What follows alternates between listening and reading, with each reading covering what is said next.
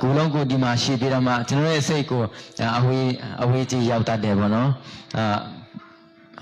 ဆရာတယောက်ပြောတယ်လို့ဖျားเจ้าထဲမှာနေတော်လည်းပဲပြောတဲ့သူရှိတတ်တယ်အဲ့လိုမျိုးအာဒါနဲ့ဧဝကလည်းအဲ့ဒီဥယျာဉ်ထဲကနေ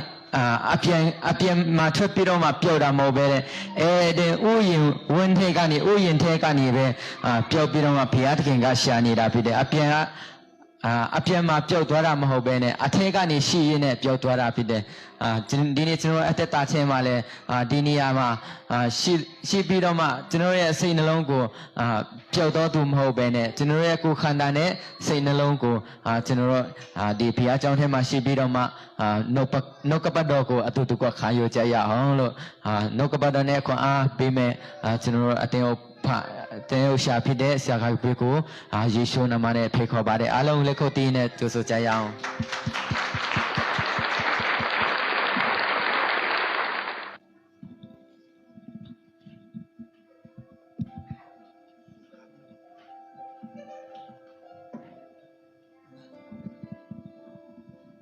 လောဟာလေလုယာဟာလေလုယာယေရှုနာမနဲ့ရှိပါတယ်အာမင်ဟာလေလုယာယေရှုနာမနဲ့ Happy New Year ဘုရားခင်ကနေပြီးတဲ့ဒီနေ့တကူရဲ့ကောင်းချီးမင်္ဂလာပြီးတဲ့ကျမ်းမာခြင်းကြွယ်ဝခြင်းအောင်မြင်ခြင်းကျင့်တာခြင်းဒီမှာရှိတဲ့အရောက်ရှိတဲ့ပုံမှာ၎င်း online ပုံမှာနားထောင်တဲ့ယုံကြည်သူအရောက်ရှိတဲ့တင်းသူတင်းတာရောက်ရှိတဲ့ပုံမှာ၎င်းဘုရားခင်ကောင်းချီးပေးပါစေအာမင်ဟာလေလုယာ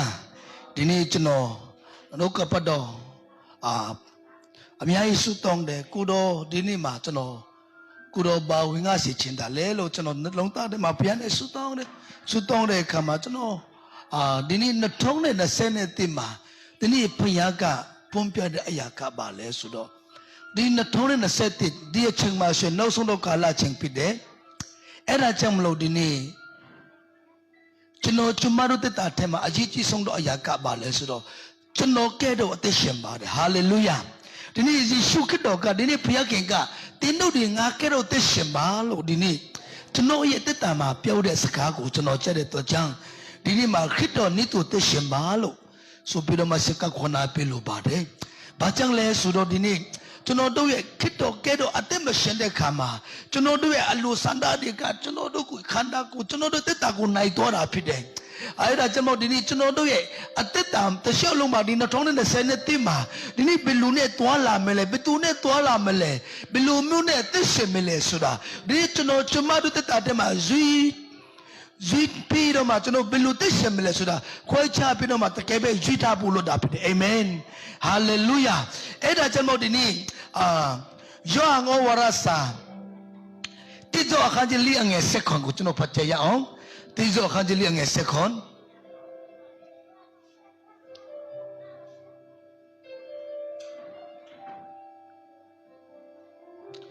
တိကျအခန်းကြီးလေးအငယ်7ခွန်ကိုဖတ်ကြရအောင်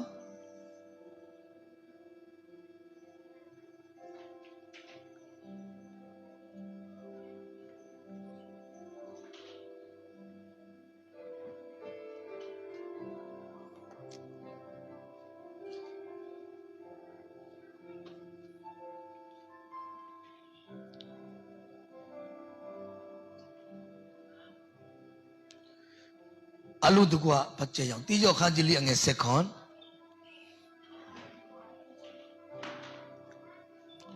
ကဲသိပြီရှိအလူတကွာပတ်ကြရအောင်ဒီနေ့တော့သူတို့ငါတို့ဒီချစ်ချင်းမေတ္တာနဲ့ပြည့်စုံသောအဖြစ်တရားဆုံးဖြတ်တော်မူသောနေ့၌ရင်ရင်ရသောအခွင့်ရှိကြလိမ့်မည်အကြောင်းမူကားငါတို့ဒီကိုတော်ဤနည်းသူဤလောက၌ဖြစ်ကြ၏ဒီနေ့ကျမ်းစာထဲမှာဒီနေ့ဘုရားကအဲ့လိုပြောထားတယ်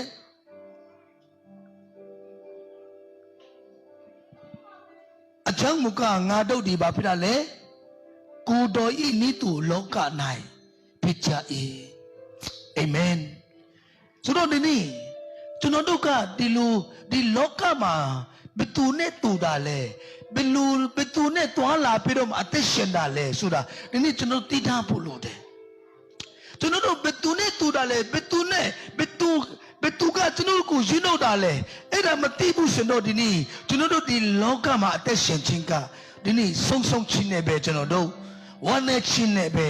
दी प्यतना ने चोंगती पिरमा अतेशन में लो शका जोंदा पे बारे एरा जमो दिनी ngado di kito ini tu baprale iloka nai pide hallelujah hallelujah te bina masire tu ku pyau ba ten di kito ke kito ne tu de lo pyau pi ba la hallelujah amen ten di kito ne tu de lo pyau pi ba kito ke lo iloka ma te sin de lo pyau pi ba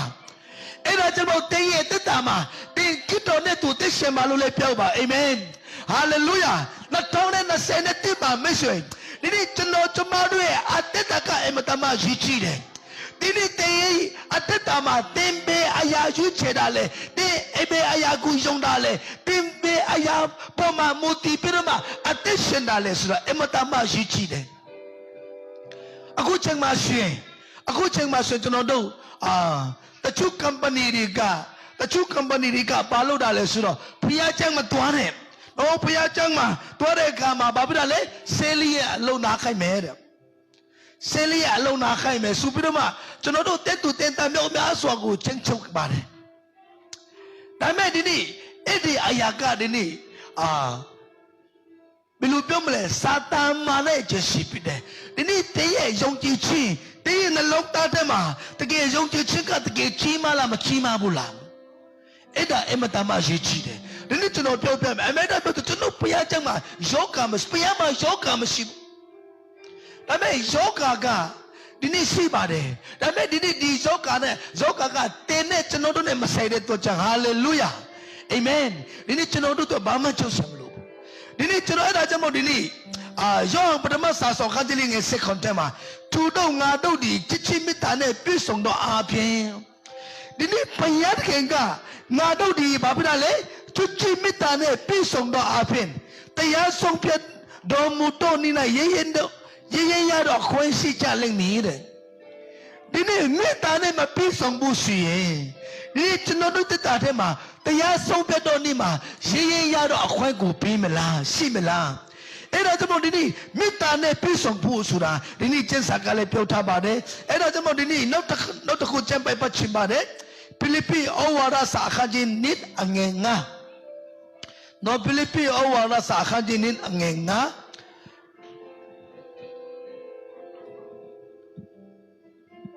Tinono ka nilai pi ba Yesu Christ si do tu sei ta bo ko ten dau nai le si cha lo no ta kha pin pha chau tin tong Yesu Christ si do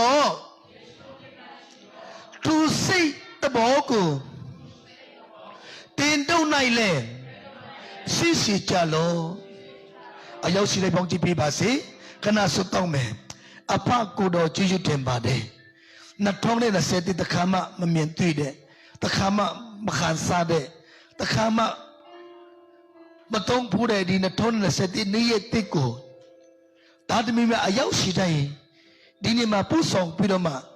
ku do phan sen de di ni ye ti ko tong song ya de khwen di ni ye ti ma ku ro ye attention no ka pat do ko phin le pi do ma chan na ya de khwen ko pi de to cha ku lo ma ko chi men ba de di ni ka ni sa pi do ma di loka ma chuno do ye ateta chuno do attention chin di khit to ke do twa la lo sha saka pyau attention de ta tami mya pi pu yan di kudo no kapado kudo pyau tha de aya paw ma take be chuno do let tu ne attention nei de akhwen ko le kudo shin pya pe tana ro mo ba di ni khit do ye sit bo tha ko take be sha shi pi do ma di loka kita khana attention ni de ching ma khit do yi ni tu twa la lo sha attention de ta tami mya pe si do mo ba yat bi do yi shu na ma ne sutong ba pa phe amen suno ni Philippi Chen pai thai ma chen sa thai ma shin Paul lu ka Yesu Christ na si do sit bo tha ko de di ni me soi di ni chuno chuma du ya ta tan ma ji song lo aya ka ro di ni chuno du e sit ni bo tha be phit de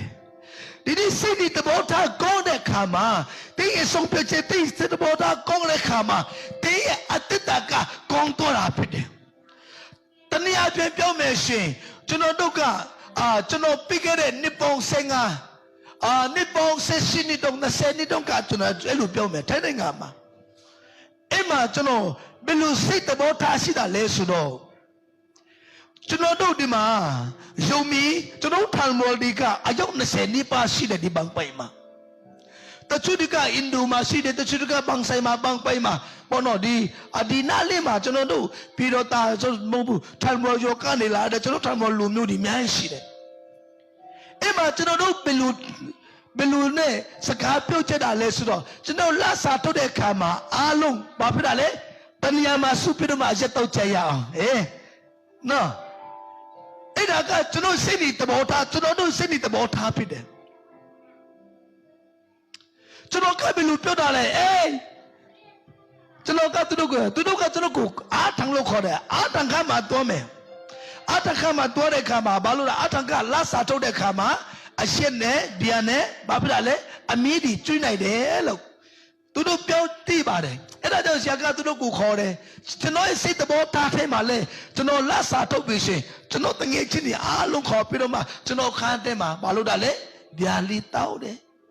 အမီးနဲ့ဘာနဲ့ကျွန်တော်တနေ့အားလုံးပြောင်းမွေးချတယ်ဒီလူမျိုးတလားမှာတခါတောက်နိုင်ဖို့ရန်ရှစ်ပေါင်းများစွာချိန်ပေါင်းများကျွန်တော်ရဲ့စိတ်သဘောထားကဒီအထွေးဒီစိတ်ချင်းစီဒီထားလားမထားဘူးလားထားတယ်အဲ့ဒီချက်မှာဘယ်သူမှကားနဲ့ကျူရှင်မလို့ဘူးစိုက်ကယ်နဲ့ကျူရှင်မလို့ဘူးကိုစိုက်ကယ်နဲ့နော်စိုက်ကငါးစိုက်ကယ်တမားတွေနဲ့ကျွန်တော်ခန်းထဲမှာရောက်နေချတယ်ဒီကျွန်တော်ဘာပြောချင်တာလဲဆိုတော့အဲ့ဒီလူမျိုးအချက်တောက်ဖို့ရန်ဒီလူမျိုးကျွန်တော်သိဖို့ရန်ဒီနေ့ကျွန်တော်ရဲ့မကောင်းတဲ့စိတ်သဘောထားအားပဲဖြစ်တယ်အာမင်ဒီနေ့ယေရှုကဘာပြောတာလဲရှင်ဒီပေါလုကဖိလိပ္ပိမြို့မှာရှိတဲ့ယုံကြည်သူများကိုဘယ်လိုပြောတာလဲယေရှုခရစ်၌ရှိတော့စိတ်သဘောထားကိုတင်တို့နဲ့လည်းစီကြလို့တဲ့ဒီနေ့ကျွန်တော်တို့ရဲ့ကိုယ်ကိုယ်ရဲ့ကျွန်တော်ရဲ့ယေရှုဖခင်ရဲ့နှလုံးသားယေရှုဖခင်ရဲ့စိတ်နှလုံးနဲ့ဒီမှာလောကမှာအသက်ရှင်ခြင်းတယ်အသက်ရှင်နေဆိုတော့ဒီနေ့ကျွန်တော်တို့မိသားစုမှာကျွန်တော်တို့အတင်းတော်မှာယုံကြည်သူရဲ့နော်တယောက်ရှိတဲ့တက်တာမှာလည်းအတင်းတော်တည်တည်မှာလည်းဒီနေ့သူယေရှုခရစ်တော်ရဲ့စိတ်နှလုံးသားနဲ့နေ့ရက်ရှင်နဲ့မှာအသက်ရှင်နေဆိုဘယ်လောက်ထိအတင်းတော်မှာဘယ်လောက်ထိအောင်မြင်မှုမရမလဲဘယ်လောက်တည်းတင်းတော်မှာတကယ်ပဲကောင်းပါလေအာမင်နော်ဒီနေ့ရှုံးချီတွေ့တဲ့တဲ့မှာဒီနေ့မဆွေ2027မှာဒီနေ့ယေရှုခရစ်တော်ရဲ့လုံးသားကိုဒီနေ့တဲ့တဲ့မှာထည့်ထားဖို့လိုပါတယ်အဲ့ဒါကြောင့်ဒီနေ့ယောဟန်ကျမ်းပိုက်ထဲမှာတိကျခါကြီးလျငယ်20ထဲမှာငါတို့ဒီဤလောကဤနိတုကိုတော်ဤနိတုဆိုလေငါတို့ဒီကိုတော်ဤနိတုဤလောက၌ဖြစ်ကြ၏ဟာလေလုယာဒီနေ့ဘာကြောင့်ကျွန်တော်တို့ဤလောကမှာကိုတော်နဲ့သူကျွန်တော်တို့လောကမှာသိရှင်လာလေကျွန်တော်တို့ဘယ်လိုမျိုးနဲ့ယေရှုခရစ်တော်ရဲ့စိတ်တော်ထားကိုစားနိုင်မလဲဆိုတော့ဒီနေ့စကားထပ်ပြီးတော့မှပေါ်ပြလို့ပါတယ်ဒီနေ့ကျွန်တော်လူတွေရဲ့တစ်တာမကောင်းပါဘူးမိတ်ဆွေလူတွေစိတ်သဘောထားနေမကောင်းပါဘူးဒီနေ့တင်းနဲ့ကျွန်တော်မကောင်းတဲ့တို့ကြောင့်ဒီနေ့ယေရှုခရစ်တော်ကဒီလောကမှာကြွလာတယ်မွေဖွာလာတယ်လူရတိခံယူတယ်လူဝကတဲ့မှာအတိခံပြီးတော့မှဒီနေ့၃ရက်မြောက်တော့နေ့မှာရှင်ပင်ထမြောက်တဲ့အသက်ရှင်တဲ့ယေရှုဖခင်ကိုဒီနေ့လူဝကတဲ့မှာတင်းနဲ့ကျွန်တော်တို့ရဲ့မကောင်းတဲ့စိတ်ဘောထားနေစိတ်ဘောထားဒီမကောင်းတဲ့အရာအလုံးကျွန်တော်တို့ရဲ့မကောင်းတော့အရာဟူသမျှကိုဒီနေ့သူကလေဝကားတယ်မှာယူဆောင်သွားပြီးတော့မှဒီနေ့တင်းနဲ့ကျွန်တော်တို့ရဲ့တက်တာမှာယေရှုခရစ်တော်ကဒီလောကမှာတည်ရှင်ဖို့ယေရှုခရစ်တော်ကစိတ်ဘောထားယေရှုရဲ့စိတ်ဘောထားကိုစားစိနိုင်ဖို့ဒီနေ့ယေရှုခရစ်တော်ကသူ့ရဲ့အသက်တာကိုတွင်ပြီးတော့မှလေဝကားထဲမှာတည်ခံပြတာဖြစ်ပါတယ်ဟာလေလုယာဒီနေ့ယေရှုမဆွေဒီနေ့သူယေရှုခရစ်တော်ကိုဒီနှလုံးသားထဲမှာမခေါ်ဖိတ်မချင်းသူယေရှုခရစ်တော်ကိုတင်ဤကတဲ့ဘရှင်အဖြစ်မလက်ခံမချင်းနှလုံးသားထဲမှာယေရှုခရစ်တော်အသက်ရှင်တဲ့ခါမှာသူယေရှုခရစ်တော်နှလုံးသားကိုကျွန်တော်တို့ရမှာဖြစ်ပါတယ်ဒီနေ့ကျွန်တော်အဲ့လိုပြောပြချင်တယ်ကျွန်တော် ကျွန်တော်တို့ကအရက်တော့တဲ့ခါမှာခန္ဓာကိုယ်ထဲမှာဘာဝင်တာလဲအရှက်ဝင်တယ်ဘီယာဝင်တယ်စပိဝိုင်ဒီဝင်တယ်ဟုတ်ပြီနော်နည်းနည်းများလာတဲ့ခါမှာဘာဖြစ်တာလဲမိုးလာတယ်မိုးလာတဲ့ခါမှာအဲ့ဒီစပိအထဲမှာဝင်လာတဲ့အဲ့ဒီအရှက်တကူအားဖြင့်ကျွန်တော်တို့စကားပြောထွက်တယ်ကျွန်တော်တို့ဘာဖြစ်တာလဲလမ်းလျှောက်တယ်အပြင်ထွက်တယ်အဝေးရောက်တယ်ဟိုသူများကိုဆဲဆူနေတာဖြစ်တယ်ဒီနေ့ကျွန်တော်ကျမတို့တက်တာထဲမှာအရေးကြီးတဲ့အရာကပါလဲဒီနေ့ဒီရဲ့စိတ်လုံးထဲမှာဒီနေ့ယေရှုခရစ်တော်ကိုခေါ်ไปပြီးတော့မှယေရှုခရစ်တော်ကိုနေရာယူပြီးနေရာထားပြီးတော့မှသူယေရှုခရစ်တော်နဲ့တည်ရှိမှုဖြစ်တယ်အဲ့ဒါကြောင့်ဒီနေ့ဆက်လက်ပြီးဖိလိပ္ပိအခန်းကြီး1အငယ်73ကနေ76ကိုကျွန်တော်ဖတ်ချင်တယ်ဖိလိပ္ပိအခန်းကြီး1ငယ်73ကနေ76ကိုကျွန်တော်ဆက်ပတ်တဲ့အခါမှာအချမ်းမူကားတင်တို့ဒီအလိုစီချင်းငါ၎င်းအချင်းချင်းစီချင်းငါ၎င်းတင်တို့အထဲ၌စေတနာတော်အပြင်ပြုပြင်တော်မူသောသူကဘုရားခင်ပြည်သည်ဆိုတော့ဒီနေ့ဒီအခန်းငယ်73မှာဒီနေ့တင်တို့ဒီအလိုစီချင်းငါနော်ဘုရားခင်အလိုတော်တဲ့တရှိချင်းဟာအလိုစီချင်းငါ၎င်းအချင်းချင်းစီချင်းငါ၎င်းအချင်းချင်းစီချင်းငါဆိုတာဒီနေ့ကောင်းတော့အချင်းယေရှုခရစ်တော်ရဲ့အချင်းပြောချင်တာဖြစ်တယ်။ကောင်းတော်အချင်းချင်းစီချင်းငါ၎င်းတင်တို့အထဲ၌စေတနာတော်အပြင်ပြုပြင်တော်မူသောသူကဘယ်သူဒီလဲဖယားခင်ပြည်သည်တဲ့။ဒီနေ့ဒါဆိုရင်ဒီနေ့ဖယားသခင်ကကျွန်တော်တို့ရဲ့နှလုံးသားထဲမှာအသက်ရှင်ပြီးတော့မှကျွန်တော်တို့ရဲ့သက်တာထဲမှာဒီနေ့လူရှိစီချင်းကကောင်းတော်ချင်းကိုကျင့်ဖို့ရတယ်ကျွန်တော်တို့ဘဝတသက်ကိုပြုပြင်တဲ့သူကဖယားခင်ဖြစ်တယ်ဆိုတာဒီနေ့ကျင့်စာအပြင်ပြောပါတယ်ဒါနဲ့ကျွန်တော်ပြောပြမယ်မိတ်ဆွေဒီနေ့ထိုင်းလူမျိုးများစွာတွေကသူတို့ကဘယ်လိုပြောတာလဲသူတို့ဒီမှာ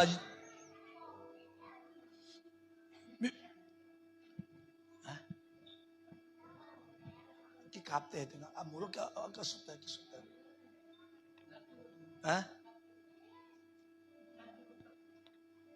tatu swai elu khoda la tatu thu da po no tu do tatu thu de nau cho di ma ape kha na ko taku lo thu cha de ta chu di ka ba ko thu da le naga pong diဟုတ်တယ်နော်naga pong di ဒါပေမဲ့အဲ့ဒီသူတို့ခါတကူလုံးမှာဒီသူတို့ထူထားတဲ့ပုံဒီကအဲ့ဒီပုံဒီရဲ့အထဲမှာနတ်ဆုတွေဝင်တယ်နတ်ဆုတွေဝင်ပြီးတော့မှသူတို့ခါတကူလုံးကိုဘာဖြစ်တာလဲအုပ်စုတယ်အဲ့ဒီသူတို့ရဲ့နတ်ဆုဝင်ပြီးတော့မှဝင်လာပဲထားလာတဲ့ခါမှာသူတို့ကတီချစ်တော့မှမကြောက်ဘူးဘယ်သူမှမကြောက်ဘူးနော်ဘယ်သူမှလည်းဂယုမဆိုင်ဘူးဘာပြလဲသူရဲ့အတဲမှာဝန်တာလည်းမကောင်းတဲ့နတ်ဆုဒီနဂါရဲ့နတ်ဆုဒီရဲ့နတ်ဆုဒီအပြင်သူတို့ရဲ့စိတ်ကိုဘာဖြစ်လဲပြန်လဲစီတယ်အချင်းကိုပြန်လဲစီတယ်စိတ်တဘောသားအမြင်တွေအားလုံးဘာဖြစ်လဲပြန်လဲစီတယ်မနေ့ဒီမနေ့တနေ့တည်းမှာကြည့်တဲ့အခါမှာလူတယောက်သူရဲ့ခန္ဓာကိုယ်တစ်ခုလုံးမှာထူထားတယ်ဒါပေမဲ့သူရှိဦးမှာတော့ပြီးနတ်မတ်တဲ့ကိုသူလည်းနဲ့ထူတယ်အဲ့ဒီနတ်မတ်ကိုလည်းနဲ့ထူပြီးတော့မှထူပြီးတော့သူပြီးသွားပြီးတော့မှ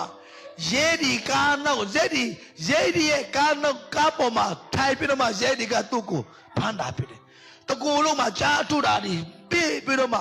သူဘာကြံလဲဆိုတာမသိဘူးမကြံလဲအထဲမှာပြုတ်ပြန်တဲ့သူတယောက်ရှိတယ်အဲ့ဒီပြုတ်ပြန်တဲ့သူကဘယ်သူလဲလက်ဆူတွေဖြစ်တယ်မိတ်ဆွေဒါမဲ့ဒီနေ့ဓမ္မကျင့်စာထဲမှာဒီနေ့ဘုရားခင်ကဒီနေ့ဘာပြောတာလဲအကြောင်းမကတင်တို့ဒီအလူစီချင်းက၎င်းအချင်းချင်းစီချင်းက၎င်းတင်တို့အထဲ၌ရှိသနာတော်အပြင်ပြုပြင်တော်မူတော့သူကဘယ်သူလဲဘုရားခင်ပြည်သည်ဒီနေ့ဘုရားခင်ကဒီနေ့မိတ်ဆွေဒီနေ့ကျွန်တော်ရဲ့တက်တာထဲမှာတင်ဝတ်တယ်ရှင်တော့ဒီနေ့ဘုရားကကျွန်တော်တို့ရဲ့ นั่นลงตาการนี่มาก้องได้ยาดิกูมาสีทวสีชิมูจะนุปัสสเชการนี่มาก้องได้ยาดิกาพยาเกก็มาทวใครบุโรจะน้อยยงชีอาภิบาลเอเมนฮาเลลูยาแต่ไม่ดีนี่จะน้องลูกปัสสเนี่ยพยาลูกเปียบาลนั่นลงตาเดมานัสูดีเนี่ยนั่นลงตาเดมาจะน้องดูโนเอ็มตามาเจ้านี่ยาเดอายาดิเนี่ยจะน้องติดเชนเดสุดไม่ใช่ที่อัตตะกาลุงว่าเพียงเล่มุมาสีดีบุဒီနေ့လောကမှာ2020မှာဒီနေ့ကနေစပြီးတော့မှဒီနေ့ယေရှုခရစ်တော်နဲ့အတူကျွန်တော်တို့ဘာဖြစ်လဲအသက်ရှင်ဖို့လိုလာပြီယေရှုနဲ့လောကကိုကျွန်တော်ရရှိဖို့လိုတယ်အခန်းငယ်၁၄ကိုပြန်ပတ်တဲ့အခါမှာအခန်းငယ်၁၄မှာဘာပြောတာလဲတင်တို့ဒီပြုလီသမျှတို့၌မိတန်းချင်းငင်းကုန်ချင်းမရှိပဲပြုကြလောတဲ့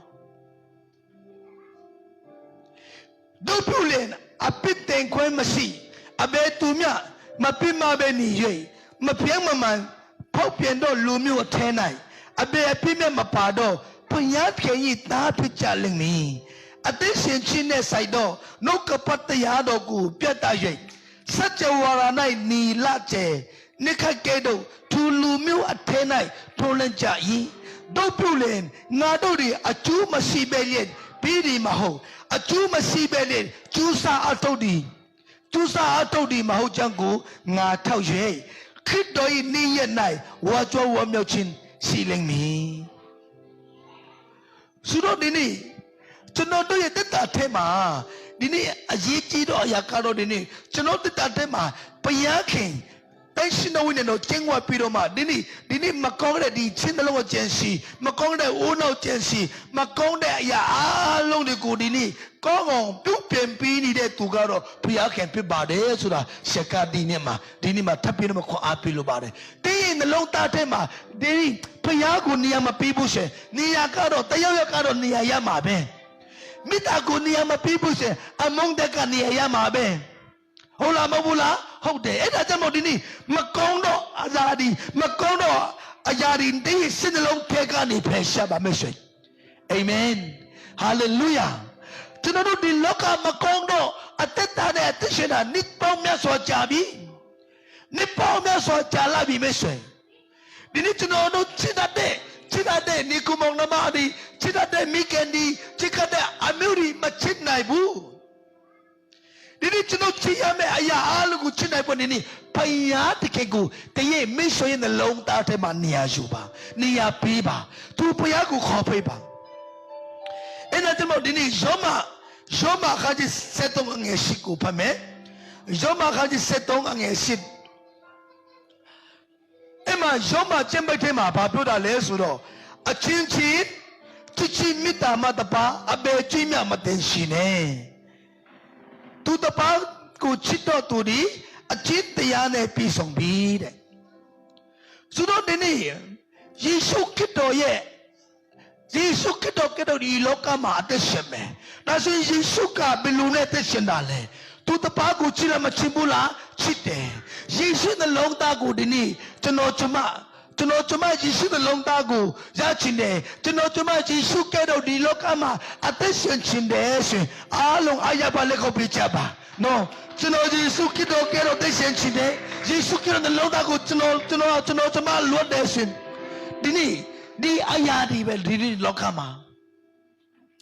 ဘယ်သူမှကျွန်တော်အနာဂတ်မှာအမခါချက်မရှိဘူးမနေ့ပြန်တင်ပါပြမလဲပြောလို့မရဘူးဆောင်ပြတဲ့ချင်းစတဲ့မနေ့ပြန်တင်ပါလို့မလဲသူကူတီးတဲ့ချင်းကိုစက်ခဲ့တဲ့ခါမှာအဲ့ဒီချိန်မှာ तू ကဆူနာမီ2004မှာထက်နိုင်ငံမှာဒီဆူနာမီကို तू ရင်စရတယ်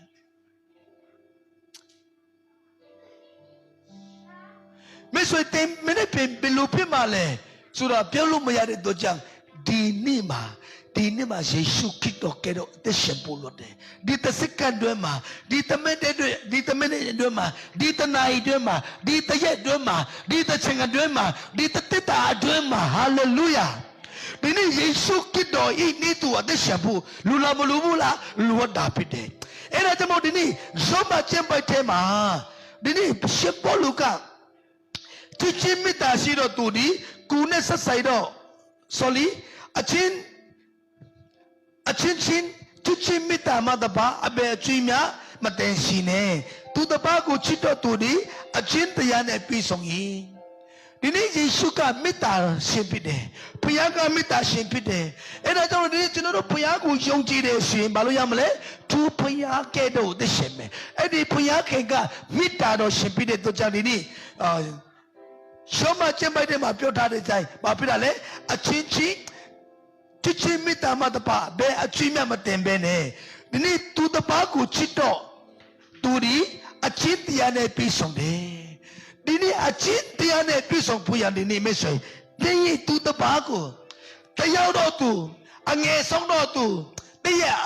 အမောင်းဆုံးတော်သူကိုတော့ဘာလို့ရမလဲချစ်တတ်ဖို့လို့လားမလို့ဘူးလားလူတယ်ချစ်နိုင်ဖို့လို့တယ်အဲ့လိုချစ်နိုင်တဲ့အခါမှာအချင်းတရားနဲ့ပြည့်စုံတယ်လို့ဒီနေ့ရှင်ပေါလုကပေါ်ပြတာကိုသိရတယ်အခန်းငယ်30ကိုပြန်ဖတ်မယ်ယောမအခန်းကြီး73ငယ်30မှာချစ်ချင်းမေတ္တာရှိတော်သူဒီကိုယ်နဲ့ဆက်ဆိုင်တော်သူရဲ့အကျိုးကိုဘာဖြစ်တာလဲမပြတ်ရှိတာသူကြောင့်ချစ်ချင်းမေတ္တာဒီအချင်းတရား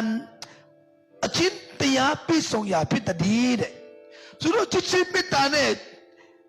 ချစ်ချင်းမေတ္တာရှိတော်သူဒီကိုယ်နဲ့ဆက်ဆိုင်တော်သူကိုကိုယ်နဲ့ဆက်ဆိုင်တော်သူရဲ့အကျိုးကိုမပြတ်ရှိတာဒီနေ့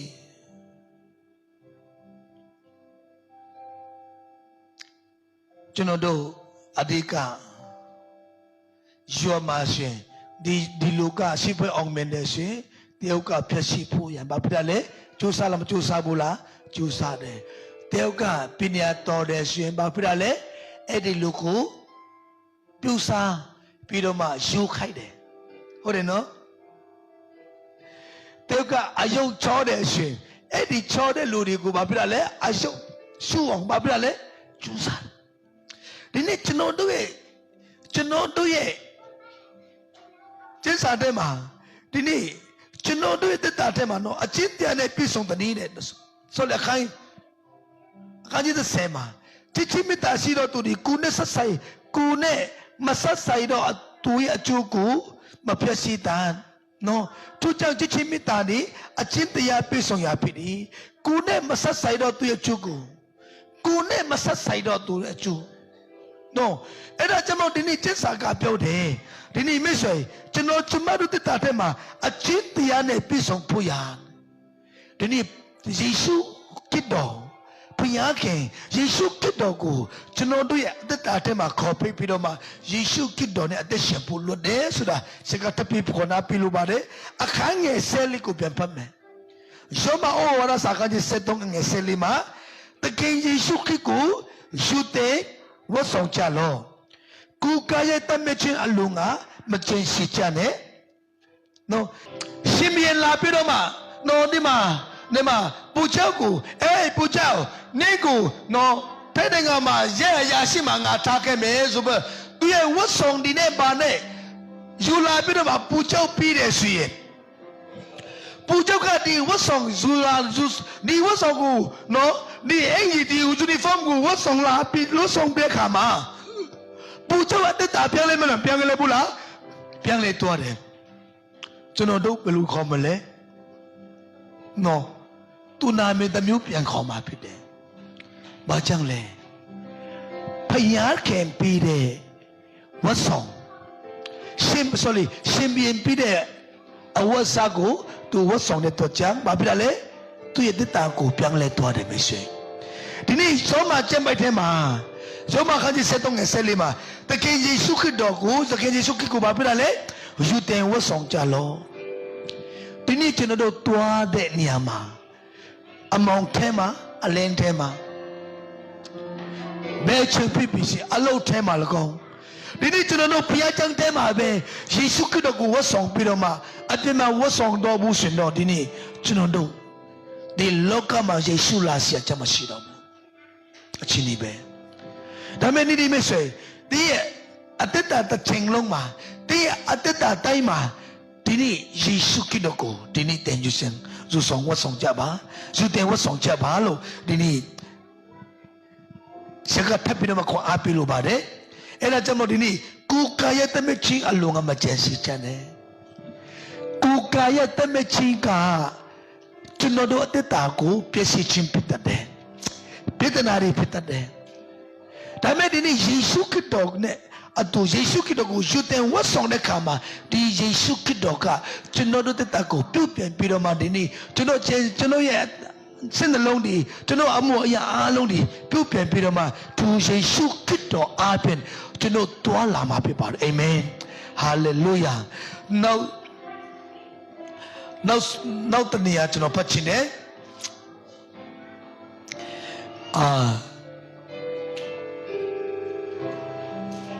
Colin do dia sasong akaji nga ange second alung menanti tada pide Colin do niko akaji nga ange second ma niko akaji nga ange second ma lumidika khito na shile ma pidale ati piupian do tatwa pidi hong do ya do di pyang le yue khateng do ya do di ati pichabi Amen Hallelujah Dini mesha di na thong na set na senetika dini se nitiku pe bare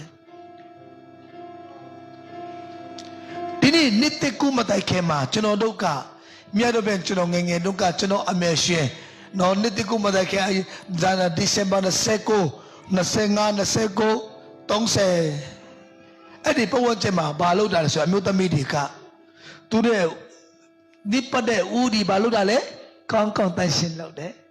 သူရဲ့အင်ဂျီဒီဆောင်းဒီဘာလုပ်တာလဲအားလုံးတန်ရှင်းပြီးတော့မှဘာလုပ်တာလဲတန်ရှင်းပြီးတော့မှ what ဆောင်းပြီးတော့မှသူတို့အားလုံးဒီနိပတ်တဲ့အင်ထဲမှာနိပတ်တဲ့အရာအားလုံးဒီကိုဘာပြတာလဲတန်ရှင်းလုပ်ချပါတယ်ဟုတ်တယ်နော်မင်္ဂလိဒီအဓိကမင်္ဂလိဒီဖြစ်ချင်တဲ့အရာတွေကိုယ်အိမ်ခန်းတဲ့ကောင်မှတန်ရှင်းလုပ်တယ်နိပတ်တဲ့အင်ကြီးအားလုံးသားသမီးတွေနိပတ်တဲ့ပင်ကြီးအင်ကြီးအားလုံးတွေကိုနိတခုမတိုင်ခင်မှာနိတခုမှာတော့အင်ကြီးမစောချင်ဘူးအဝတ်မစောချင်ဘူးအဲ့ဒါကြောင့်လုပ်ကြတယ်နော်လုပ်ကြလားလုပ်ကြအဲ့မဲ့မဆွေကောင်းပါတယ်ဒီနေ့ကျွန်တော်တို့ကဒီ2020အတွက်နိတိကူအတွက်ကျွန်တော်တို့နိပီနေတဲ့နိပတ်နေတဲ့အဝတ်စားများနိပတ်နေတဲ့ကျွန်တော်ဦးတမဲဦးများနိပတ်နေတဲ့ကျွန်တော်တို့အင်္ဂါမြတ်ကိုတိုင်းရှင်းတယ်လို့ပဲဒီနေ့ကျွန်တော်တို့ရဲ့အတ္တတာကိုဒီနေ့ရှင်းတဲ့လုံးကိုတိုင်းရှင်းဖို့လားမလိုဘူးလားလိုတယ်ဒီနေ့ကျွန်တော်တို့ရဲ့အရာအားလုံးနဲ့ဝတ်စားအားလုံးတွေတော့တိုင်းရှင်းအောင်ထားခဲ့ပါတယ်ဒါပေမဲ့ကျွန်တော်နှလုံးသားကိုမထားခဲ့ဘူးနိတကူရောက်ပြီကျွန်တော်တို့ရဲ့စိတ်တဘောထားကဘာဖြစ်တာလဲအရှင်တိုက်ပဲဖြစ်နေတယ်နိတကူရောက်ပြီကျွန်တော်တို့ရဲ့ပြောင်းစုကဒီတိုက်ပဲဖြစ်နေတယ်နော်ဒီနေ့စိတ်စကားဘာပြောတယ်လဲယေရှုခရစ်တော်ကိုယူတယ်ဝတ်ဆောင်ပါတဲ့ယေရှုရဲ့စိတ်တဘောထားကိုဘာဖြစ်တာလဲနဲ့သိရှင်ပါလို့ဒီနေ့စိတ်စကားပြောထားတယ်အဲ့တော့ကျွန်တော်ဒီနိကောကတင်ငါငယ်စစ်ခေါ်မှာလူမီရီကခရစ်တော်နဲ့ရှိလေဘာဖြစ်လဲအတိတုပြနေတတဝါပဲဒီနေ့ခရစ်တော်နိုင်ဆိုတာဘယ်လိုလဲဆိုတော့ယေရှုခရစ်တော်အထဲမှာရှိဖို့လို့တယ်ဒီနေ့ကျွန်တော်တို့အားလုံးကယေရှုခရစ်တော်သိပါတယ်ယေရှုခရစ်တော်ကိုချီးမွမ်းကြပါတယ်ယေရှုခရစ်တော်အတွက်ဘာဖြစ်လဲအားလုံးသိပါတယ်ဒါပေမဲ့ယေရှုခရစ်တော်အထဲမှာကျွန်တော်သိမရှင်းချင်ဘူးကိုတို့ကဘာဖြစ်လဲဘုရားကျောင်းထဲမှာကျွန်တော်တို့ဘုရားကျောင်းထဲမှာနေတာတော့မှကိုယ့်ရဲ့ကာယဘာဖြစ်လဲစောချတယ်လို့စောတယ်ဖုန်းစောတယ်ကိုပြောချင်တယ်လို့နဲ့ပြောတယ်ဒါဆိုရင်ကျွန်တော်တို့ကဘုရားကျောင်းထဲမှာနေတာကဘယ်လိုနေတာလဲ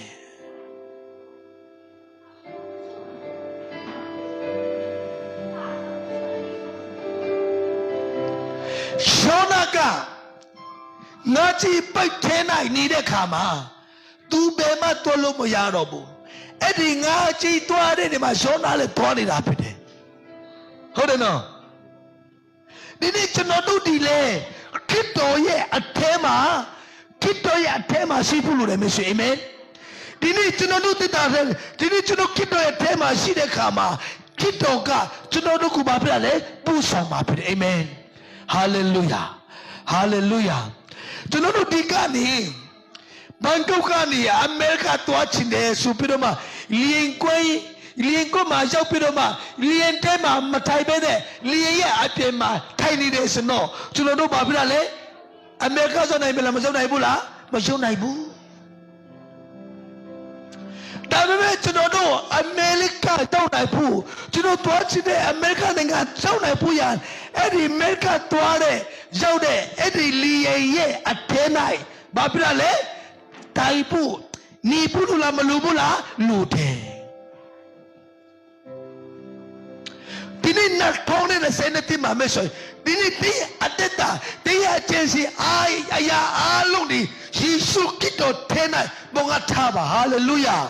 haleluya, haleluya. Dini Yesus kita tenai. Mesoi Yesus tema ten cai piroma. Yesus tu tuan lah resoi. Dini ten bama macam ya dua bulu cuno. Wan kande, amen. Haleluya. Bacang le, bacang le. Yesus ne Tuhan ni rupide. Tumia diga belu betul basi keju masai ne. Tumia diga tahu basi tumia diga no mu basi. Ini tei bawa tetama. Yesus ne na setika ni sabi doma. Dini kan ni sabi doma. Yesus ya atena ateshama. Era jamu dini. Cesaka lu Amerika khito na sile mapilale. Ati piu pereta tu wapide. Dini teye bawa ati taku piang le puyan. Ati piu piang puyan. Dini Yesus kira atema besi pulu de. Di mana mah siapa winga cina dia yadi pide. Ina jamu dini Yesus kita ne Yesus kita atema cino tishene kama Yesus tua lare niaka cino tua lare niapi tua be.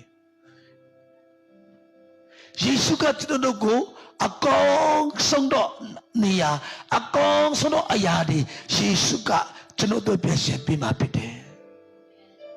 Dini pete naga yongji tu dika Yesus atema sembene Yesus bima bete seni jane. Dini Yesus atema te semba. Dini buwa takulungku Yesus kita anamba.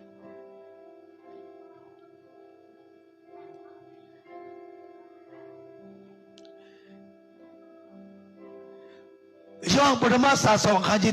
ni angecong, tito haji ni angecong ma. Di masih simple deh, jadi simple deh.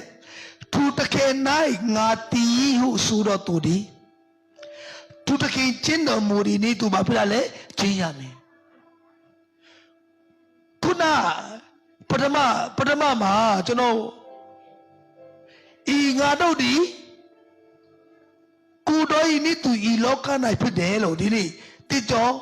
akan jadi yang isi kemasya patwa bibi pirma Filipi cembade mah Yesus kena sido si debota ku tendo na si calo do cuno patwa bibi era cembade dini tijo akan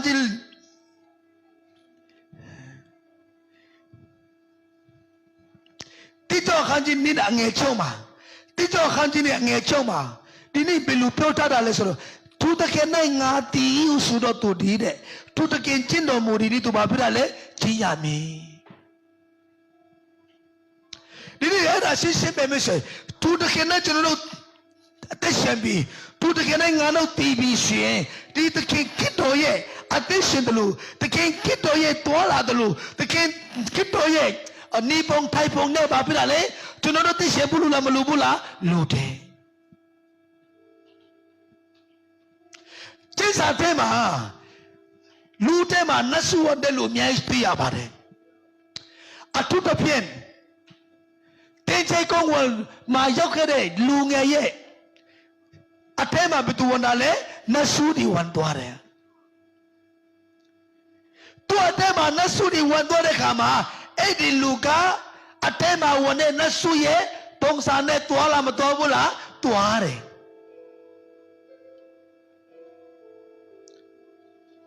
Tuga lumiane mani chindobu lumiane materobu.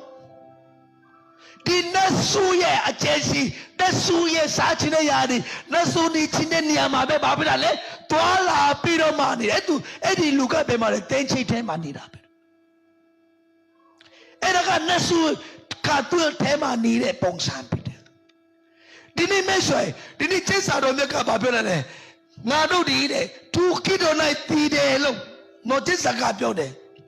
နော်ကျင့်စာကပြောတယ်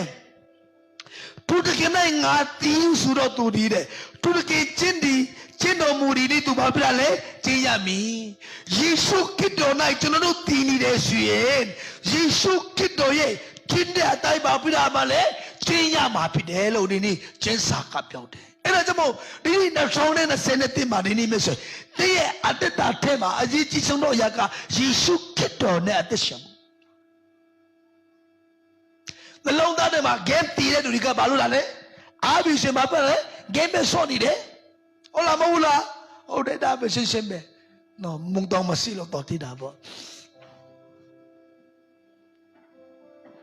no ခုနပထမဆုံးကျွန်တော်ဆဆမှာကျွန်တော်ရဲ့ထိုင်နိုင်ငံရောက်ခါဆဆမှာကျွန်တော်စိတ်တဘောထားကကျွန်တော်စိတ်ထဲမှာလက်ကုံတဲ့တိုင်းမှာအရက်တော့မဲ့တငယ်ချင်းတွေစူပဲရက်တော့မဲ့စူပြီးတော့မှကျွန်တော်စိတ်ထဲမှာဘာကူတီးလာလဲဆိုအရက်တော့ဖို့ရန်နော်အရက်တော့ချင်းတဲ့စိတ်ကတီးလာတဲ့ခါမှာအဲ့ဒီကကောင်းတဲ့ပေါ်လာတယ်လက်စာထုတ်လာပြီးဆိုရင်မဖြစ်တာလေတငယ်ချင်းဒီကောပြီးတော့မှရဲတောက်ချတယ်ဘာကြောင့်လဲစိတ်ထဲမှာတီးလို့ကျွန်တော်ထဲမှာတီးလို့နေလို့အရက်တော့ချင်းဆိုတာဒီနေ့မရှိ ဘီတော့ချင်း game ဆော့ချင်းမကောင်းတဲ့အရာကိုလုပ်ချင်းဆိုတာဒီနေ့ကျွန်တော်တို့စကားတက်မဟုတ်ဘူးနော်အဲ့ဒီအရာကအသက်ရှင်တယ်အဲ့ဒီကလှုပ်ရှားတတ်တယ်အဲ့ဒါကြောင့်ဇောင်းကကြီးနဲ့ငယ်ဆက်ချောင်းမှာသူတကယ်၌တင်တည်တယ်ရှင်သူတကယ်ချင်းနေသူဘာဖြစ်လဲကျွန်တော်တို့ချင်းမှာဖြစ်တယ်အဲ့ဒါကြောင့်ဒီနေ့ကျွန်တော်တို့ရဲ့အသက်တာက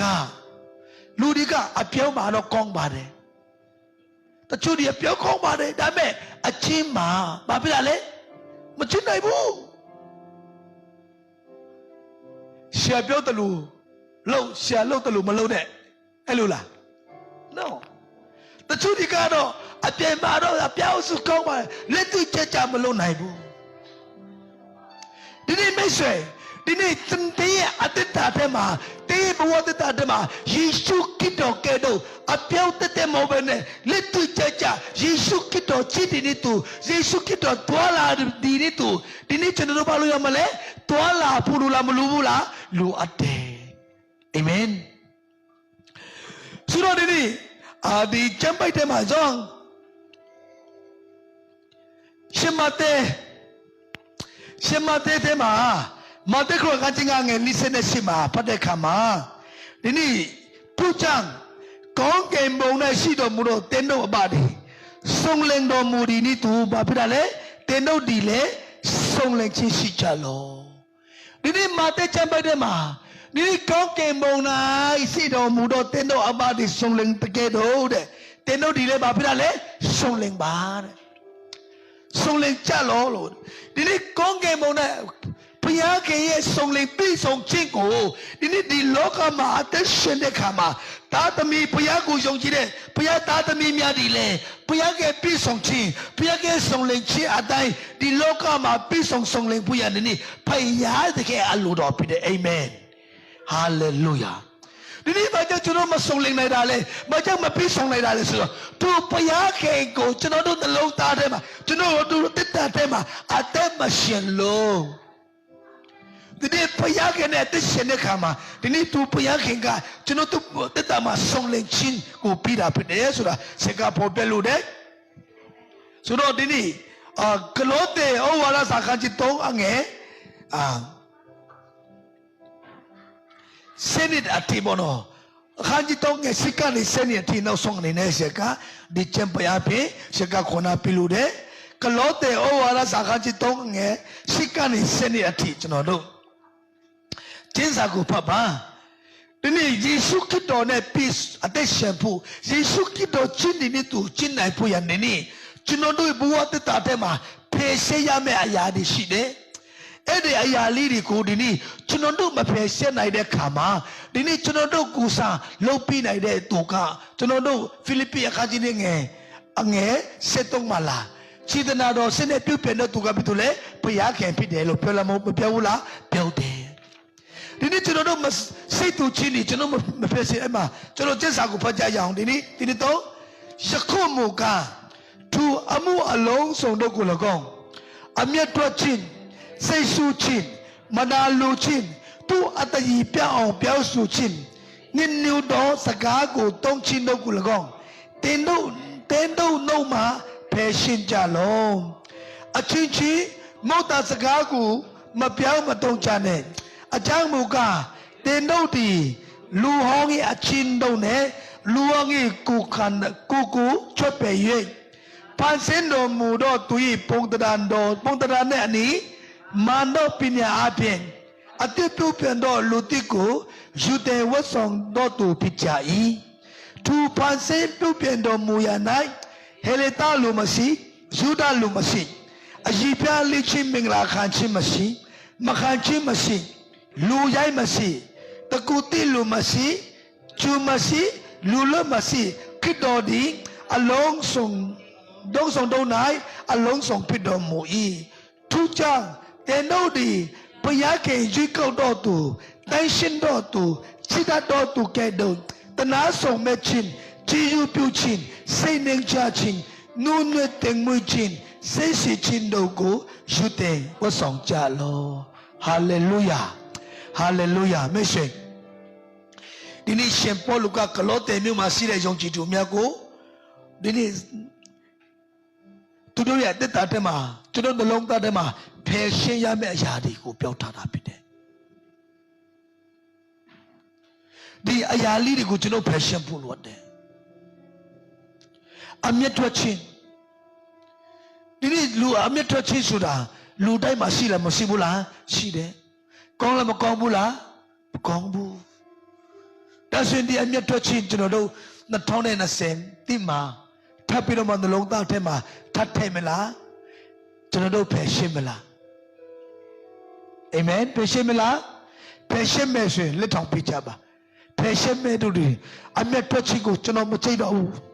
ဒီ2020တင်မှာကျွန်တော်နှလုံးသားထဲမှာဒီအမျက်ထွက်ခြင်းကကျွန်တော်ဘဝမှာအကျိုးမပေးဘူးဆုံးချင်းနဲ့တော့ကျွန်တော်ရဲ့အချိန်မှဆုံးစံသူဖြစ်တယ်